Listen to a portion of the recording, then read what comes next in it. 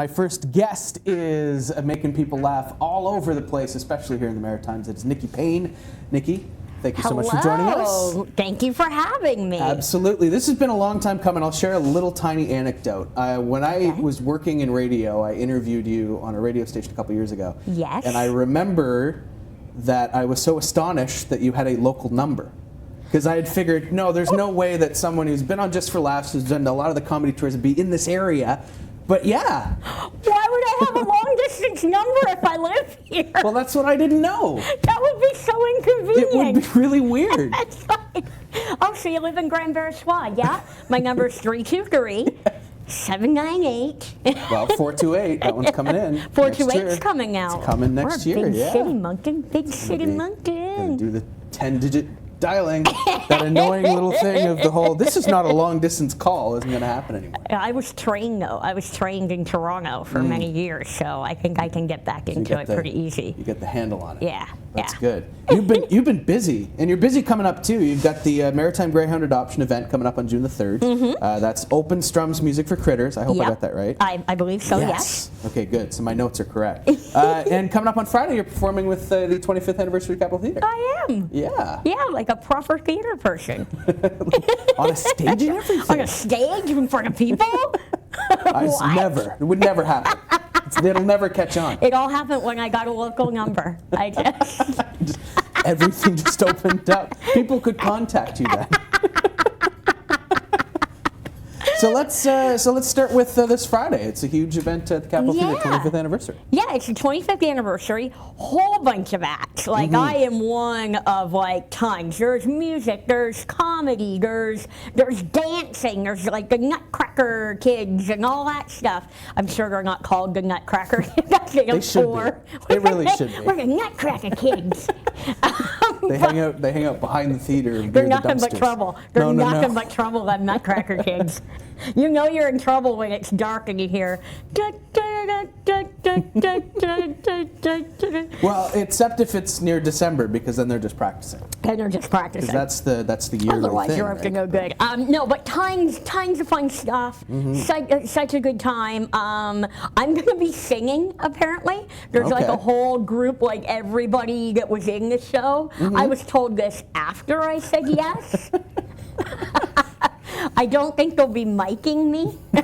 I'll probably just be, You'll be the one pirouetting and doing the interpretive dance in the back. Meowing. I'll just be meowing. Meow, meow, meow, meow, meow, meow. Yeah, that's what I'll do. That's the right thing to do. It's the right thing to do. It's the kind thing to do. So did Marshall Button put this all together, or was it just kind of... He did. He's the one that tricked me into singing. He's a friend of the show. He's a friend of mine as well, but I'm still calling him out.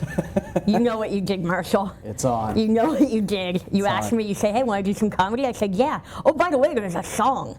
Do you want to do the thing that you make your money at? Yeah. And then add another thing. Add this thing that you don't do, right? Want to do some comedy? Yeah. Then fix my sink? Okay. Exactly. But of course, 25th anniversary would be remiss not to mention the late March Winard, who was so awesome throughout the years at the Capitol Theatre. So I'm sure there will be some moment to honor him as well. I'm sure there has to be. Yeah. No, 100%. So what's this Open Strums Music for Critters coming up on June 6th? This is a whole bunch of great musicians, and somehow I managed to worm my way in. Well, you'll be able to practice the singing. Yes. And then you can join at that point. Yeah, and the money goes to the Greyhound Fund, and I think the way they're explaining it, I could be wrong, but I believe they're helping other rescues as well. So, so yeah, there we go. That's the information there. If the font's too small, tickets are available now. It is June the 6th. It's at the Empress Theatre, which is just behind the Capitol Theatre here in Moncton. They use the same picture for you there, Or you could be like my dad and go get a magnifying glass and just stand in front of the screen. We do shoot in HD now. That was not true until about a year and a half ago. But now we do shoot in HD, so that they should be able to read that. They should be able to read hopefully. But either way, Open Strums Music for Critters. And again, they use the same picture of you. Yeah, that's my favorite. The two. Fair enough. Has a favorite picture, right? Of course. You know, I'm not going to send out the one I don't like where one eye's closed. Do you usually keep those for promo? Or? Those are my graduation photos. My high school graduation photos were not good. The publicist is not sending those out. No, that's for sure. So busy. And you just came off doing a couple of things too. I did. Where was I? I just got back from Winnipeg. I did the Winnipeg Comedy Festival. Oh, wow. I almost got to do a prison, but the scheduling was off, so I didn't get to do Stony Mountain Penitentiary. Dang. Wanted to meet a pen pal. Johnny Cash, Nikki Payne. Right? I mean, all the cool people it's who've not done a fulsome, prison. but right, pretty darn close. Yeah. So I don't know. Maybe Renus, when it opens up, will let me come tell some jokes. There's probably a decent chance. Like, semi-seriously, they might. They might. They Who might, knows? you know? Who knows? They might. You got the Mother's Day show. Yeah, you can find me at Hell's Basement a lot. You know, well, not a lot, but you know, because I like to be home too. But Hell's Basement here in Moncton, like, folks, if you haven't heard about it, like, go. Like, it's this cool little. It's like a comedy club / like bar kind of thing. They have like, you know, they have trivia nights. Yeah, they have some Mario Kart nights and stuff like that. Shannon's a friend of the show too, so we can pump all that. Yeah. You know, Like, it's great. Yeah, go to hell. Go to hell, Moncton. Go to hell. I can say that. You can. It's part of the name. It's part of the name, so we're okay. So, Mr. Olskamp, don't worry about it. Okay. Hell's Basement. Yes, exactly. But it's very cool. Shannon, again, has done a great work with that. We talked about that just before we went to air, about how it's an incredible atmosphere. Yeah, for sure. Very intimate venue.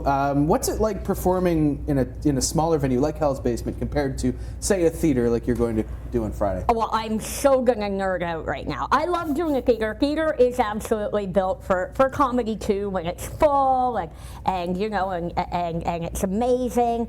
But what I love about Hell's Basement is, like, you know, because in my mind as a comedy nerd, it's like you should have to go downstairs to see comedy, and it should be low ceilings, and everybody should be squashed in with one another, and that's when, I don't know, that's when I feel like a real kind of magic happens. There's a certain carnal experience that goes with the show. There's a magic that happens when you're standing in a beautiful theater and you're looking up at all the lights and the art on the walls and all of that. There's, like, you know, there's a different type of magic, which is equally good. No, 100%. Yeah. A lot of times the comedy clubs where you can kind of grind out the material, and then once you hit the theater, it's a little bit more polished. That's the slick stuff. That's the stuff that you know have really worked out. But down in the basement, that's a gym, right? We're working out. We're grinding it out, getting those gains, those gains. Shoveling. So when you hit a theater, because I know much of your material is more, how would I put it, 18 plus, I guess might be a way to put it. Do you find if there's like paintings and people on the walls, do they cover up when you're doing your material in theater? No, because I think there's a bit of a preconception that I'm, like, filthy, right? Because when I was younger and in my 20s, we're all a little bit more filthy when we were in our 20s, weren't we? Like, I mean, no, 100%, absolutely. But now I talk way more about my mortgage and about retirement savings and lots of, you know, really not dirty things at all. And you know, there might be a swear word or two in there, but I don't know. I've walked around Moncton. I've heard those words. It happens. It happens. I've heard that stuff before. Yes, do I change it up a bit when I'm in a theater? Depending on the audience. If it's an audience that's paying to see me and only me, well, then they've paid to see exactly what I do. There's an expectation, yeah. But then if I'm at a show where, like, it's going to be a mixed audience of people that may or may not enjoy what I do, well, then I take that into consideration. No, 100%. And speaking of the theater, you're teaching comedy classes there now. I am. Yes, we have just about a minute and a half, but we can talk about those. What's it like right. teaching about comedy? You said you're a comedy nerd, so what's it like teaching it to other people? I tell them the first 2 weeks are me breaking their hearts that comedy is actually a lot of work. So it's like boot camp. Kind of, You break them down, then you build them back up. Yeah, because it isn't all just sitting around going, funny. It's a lot of, like, Okay. There's a lot of grinding. Okay. There's a lot of list writing. There's just a lot of nose to the grindstone. Yeah, they pay me money and then don't have fun. They learn that writer's block's a real thing. You know what? They do have fun. They have a show at the end, and they invite their family and friends, and they see all the work is worth it. It's just those first 2 weeks that it's kind of shock. And we're kind of, correct me if I'm wrong, but we're kind of in those first 2 weeks now? Or we are. Okay. Yeah. They've.